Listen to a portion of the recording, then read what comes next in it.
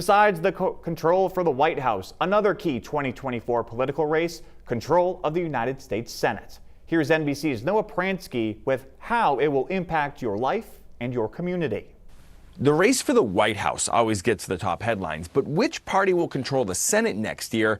And it's wide open, maybe just as consequential to the laws we live by, to the debt we'll take on, and to whether we invest as a country in things like green energy, a border wall, or paid family leave. Let me explain why, and the reason why the math is so significantly tilted in one party's favor this year.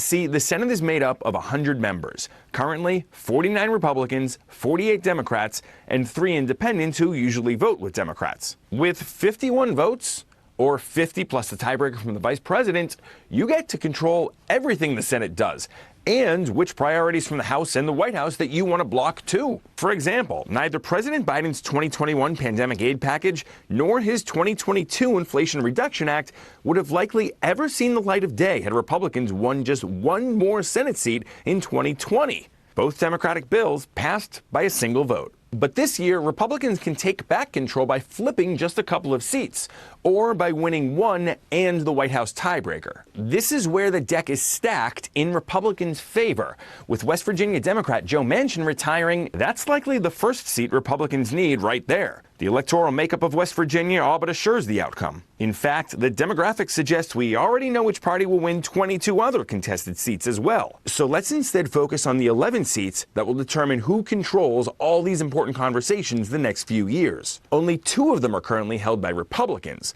Ted Cruz in Texas and Rick Scott in Florida.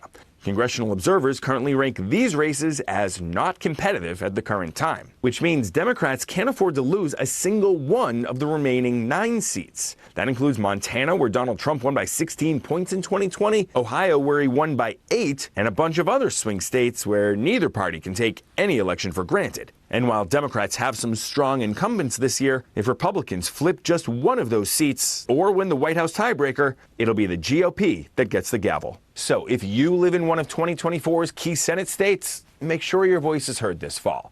And if you don't, maybe you know someone who does and could use a reminder about the importance of that vote. Noah Pransky, NBC.